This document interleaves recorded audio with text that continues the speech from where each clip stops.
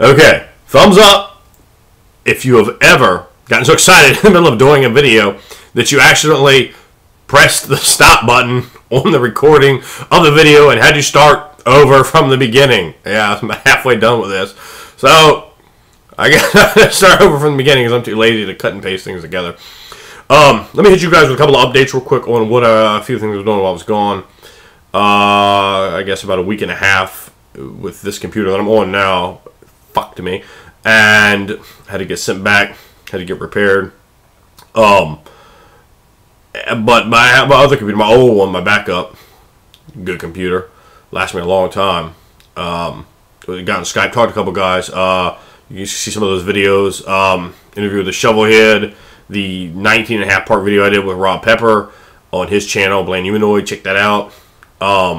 We go exhaustively through Vampire the Masquerade from the Sabbat stands, and like if you want to know about Sabbat, you will learn a lot watching that video because I hit him like with all kinds of different questions.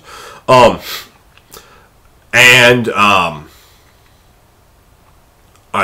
the fortune of talking to some other guys. I talked to the Earl of RPGs. Fucked it up. Clack, click, bang. His clackiness. The Earl of RPGs, Matthew, and Brady was on there as well. Brady wasn't even drunk. I don't think you were drunk. You probably were drunk, weren't you, Brady? But he was on there being drunk, and the three of us we talked for like a little over 2 hours. I talked with Sam Wise or Tim. You can check that out. But both on my channel. I was actually thinking about the last video I did. Both on my channel and his channel. You can see the dual interviews that we did. I think it was absolutely hilarious. Tim did a wonderful job with that. I didn't know if Tim could quite roll, come out with the punches that fast. Man, I got surprised, man. He like rolled a bluff on me, and he like lit me up for like 96 sneak attack. Like, oh, I didn't even know you had that skill, Tim. But he does. I got the scars to prove it. That's actually why I was going. Tim sneak attacked me. I've been in the hospital for 2 weeks. Yeah, check those videos out. They're very, very funny. And also check out Tim's video. It is the stupidest thing I have literally ever seen. His video for, it's like, God, what the hell is it called? I should have looked at this. I was just completely cold. The video he did about the Lord of the Rings, where there's a whip, there's a way. Watch that. I watched like the first 20 seconds of it, and I said, I can't believe how this is stupid, Tim. Why would you put that in? Like, I just kept watching it, and like it kept getting stupider. Like, it just got stupider and stupider, and I'm just like starting and I'm like full out almost falling on the floor laughing by the time it's done. Tim did an absolutely excellent job of just laying it out there and said, all right, I'm going to be a complete ass and just entertain. And he definitely earned them Bard levels and was entertaining to me. I mean, I seriously laughed. That was absolutely excellent, Tim. And if no one else likes it, well, I did. So, I'm just laughing, not thinking about it. I'm going to go watch this after this video. But Where's Your Whip Away, watch it. It was absolutely fantastic. Let me give some channel plugs. Gosh, I hope I didn't already do that. eWeave 20, maybe? Gelatinous Tube is his name he goes by, and he does a little funny character. He goes, I don't know, I can't do it. But he does that, and he does some normal videos. I like the character, man. I've mostly seen some normal stuff recently. But check him out. He's got some good videos up. Also, check out Vic Ruck 0110. I don't know. Check him out. He's got some good videos up. I just watched one of his videos right before I did this deal. You know, there's some new guys out there posting up videos. Always good to hit them up, give them a subscription, support them, you know, and keep the whole thing we're doing growing, which I am a big advocate of. Also, thank you, Tower Guard DM, for the video response. That was the final trading card I needed to complete my 2010 collection. I think I got everybody, or 2011 collection, my set. It was done. I had to trade and get that one. It was very expensive on eBay. It's like $45, but well worth it. So what am I actually be doing here now that I've gone through this lengthy preamble? And that is itself a tribute to my main man, McBland, and he is often known as the most rambling of us all. And that saying something up for me. but he somehow did a video in 7 minutes, a complete, concise video. Actually, excellent video there, Rob. All seriousness, about killing PCs. Gosh, I forget the name of it. And I really liked it. I'm going to give you a video response here to that and what I do in terms of how I handle killing PCs. I am by no means the gory game master in terms of slashing your characters up and having you make a new one. I will slash your characters up. I will describe it in vivid, visceral detail what I do to them. You can lose hands and ribs and eyes and all kinds of stuff in my game. I'm not gonna, necessarily be nice, and I might be like, oh no, you didn't get magic healing, so you're like you got punctured lung and it's horrible things. It takes months to recover. I don't always, even in a fantasy game, I try to bring the real realisticness in there, and my players realize that I'm not gonna broke nonsense on trying to this and that. I give almost no hit points back a day for resting. You might get one if you're lucky. I don't do the nonsense 3.5 does, like 900 hit points a day, and I thought the healing surges in 4th are retarded. This doesn't make any sense. You have broken bones, when you've taken like 50 points of damage and you had like 55 points of hit points. You're almost destroyed at that point. The warhammers and swords slashing through you. Now, I think it is a very strict bond of almost sacredness between the players when you invest time, and I expect my players to invest vast sums of time in creating characters. I'll probably put at least a bare minimum of 8 hours into making a character. I mean, that is really a rush character for me. I'll spend more than 24 hours making a character, and I mean, before I show up to the game, I'll spend that much time just very carefully selecting everything that I want to do with the character, creating an entire personality mask, creating it, and making sure also mentally referencing everything I've done before with everyone that's in that group, so I don't just show up and it's like, oh, that was just like that other character, or that was similar. I don't care if I play a character that's necessarily similar. If you've never seen any other of my characters, or if you haven't seen that particular character, that doesn't matter to me. But I always like to keep it fresh with players, which can be a daunting task. If you've played with the same people for 20 years or more. But when you make a character in my game, I will kill you. There's certainly things you do. If there's a big hole there that seems to be bottomless, I'm gonna jump in it. All right, sorry, you ain't alive anymore, Bob. If you try to eat a gelatinous cube, yeah, that's probably gonna work out real bad for you. If you do some really dumbass things, it's probably going to turn out bad for you. But it may not. If you take, I like to have a real cinematic style of play, take risks, take chances, do things. I don't try to really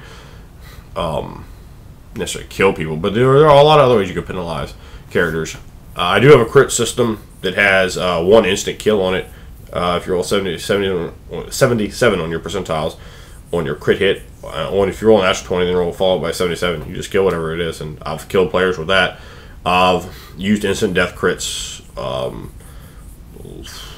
since I was like in high school, and I've killed a number of characters with those. And that's like, you just dead, son. That's it. But I really try not to, particularly if it's like just a ridiculous death. Like, no one's like, oh, cool, my character got killed by some kobolds. Oh, yeah. I don't like, oh, my character got killed by some stupid trap that we clearly know wasn't there, and I hate traps. I'm gonna do a rant on traps. Because I hate them. I think they're trash. Now, a lot of game masters I've seen a dude roll up one time in a game, and he had 4 characters that game session. The last one eventually lived, but it started off at like 9th level, got level drained all the way down to 1st. Now, clearly the game master was fucking with him, and this dude's name was Little Alan Pultz. Yeah, that's right. And he just was getting obliterated. His first character got killed by the party, but that was completely his fault, because he just walked up on us like he was finna to attack us, and that he just got sorted out. I don't have any idea what happened to the next 2, but the last one one of them got thrown in one of them didn't die, but got like dragged off to a mental asylum. It was pretty bad. It was a terrible game master as well.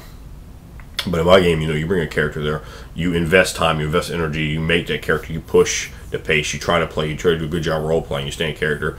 I try to take care of you. Bad things are going to happen to you, not may. No, they'll definitely happen to you in my game. There's a lot of bad things that are going to happen, but good things that happen too. And if you show that respect, if you put yourself there and act realistic to a character, you probably aren't going to die. Like, there's a fairly low chance in my game of your character dying. I like to have characters stay, because I make my game based on the characters. Like, I weave plots for the characters, and then if I just killed off like 3 of my players, I'm just completely fucked myself. So why would I do that? I gotta figure out ways, and there's all kinds of things you can do to like flip it this way and that way and make it not cheesy. But that in itself is probably a whole nother video. Trying to be subtle, and a lot of times you have to be subtle to players. Always lie to your players, and make sure you don't get caught. Because you don't want to destroy your own campaign.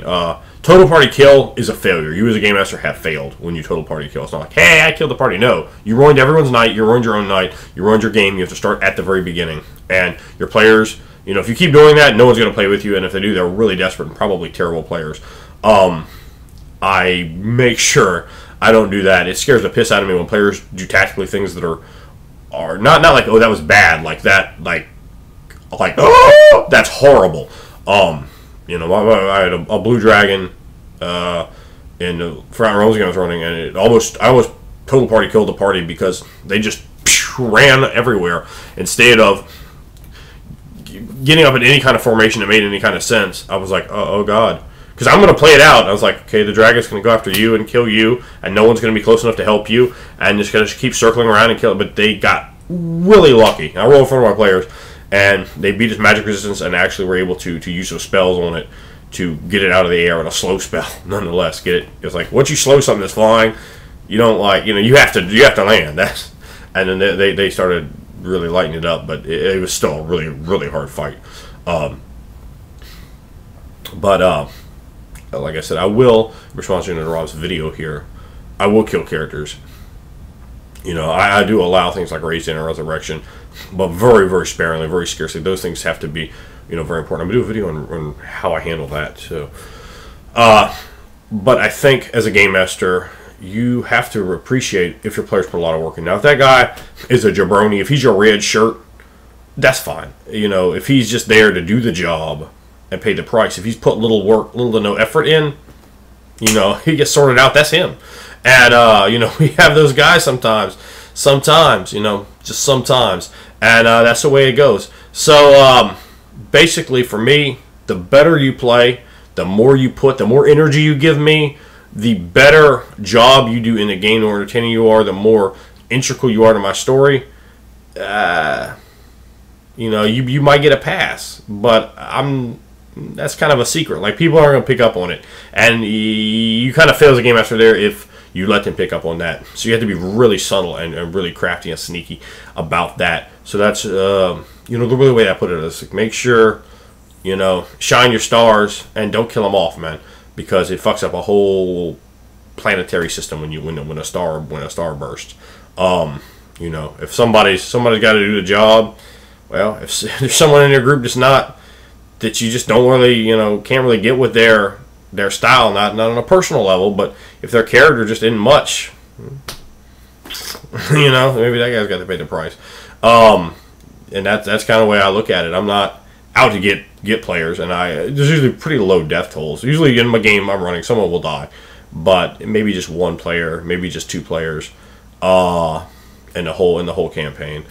And sometimes none, but maybe very rarely none. Usually at least somebody does die. And I think that if you also, when you create a death and you make a really epic, cool death, that in itself can be really cool. And they have like a really powerful enemy, and they have to make that epic sacrifice to defeat that enemy. That can tell a really awesome story in and of its own right.